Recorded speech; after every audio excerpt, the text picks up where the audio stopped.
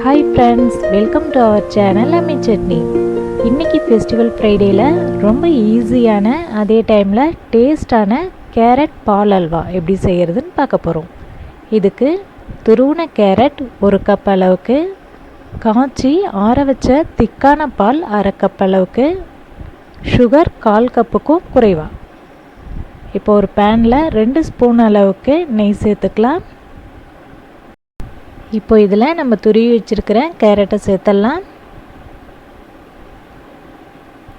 கேரட்டோட பச்சை ஸ்மெல் போகிற வரைக்கும் நல்லா வதக்கிக்கலாம். கேரட் வதங்க சுருங்கிடும். அதுக்கப்புறமா நம்ம பாலை இதில் சேர்த்துக்கலாம்.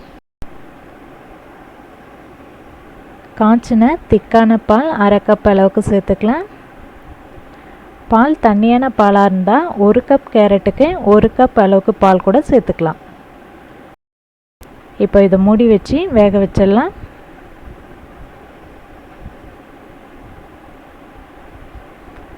கேரட் பால்லே வந்து நல்லா சாஃப்ட் ஆகட்டும்.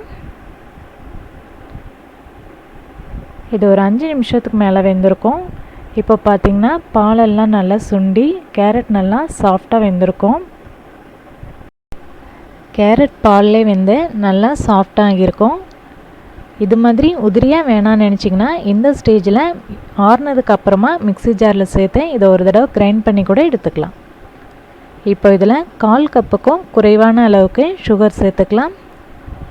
ஒரு கேரட்டுக்கு 1 ஸ்பூன் அளவுக்குன்னு கணக்கு பண்ணி சுகர் சேர்த்திங்கன்னா சரியாக இருக்கும். இப்போது இதை நல்லா கலந்து விட்டுக்கலாம். சுகர் சேர்த்ததும் கொஞ்சம் லூஸ் ஆகும். ஸோ மறுபடியும் ஃப்ளேமை கொஞ்சம் குறைச்சி வச்சு நல்லா கலந்து விட்டுட்டே இருக்கலாம். இப்போ மறுபடியும் இதை மூடி வச்சு கொஞ்ச நேரம் வேக வைக்கலாம். அவ்வளோதான். இப்போ நமக்கு கேரட் பால் அல்வா சூப்பராக ரெடி ஆகிடுச்சு.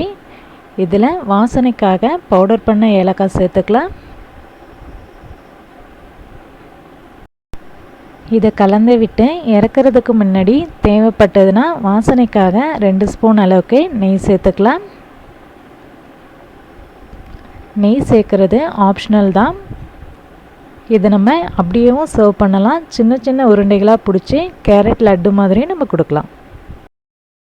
அவ்வளோதான். இப்போ நமக்கு ஈஸியான டேஸ்டான கேரட் பால் அல்வா ரெடி ஆகிடுச்சு. இந்த கேரட் அல்வாவை 1 வாரம் வரைக்கும் கூட ஃப்ரிட்ஜில் வச்சு யூஸ் பண்ணலாம். நல்லாயிருக்கும்.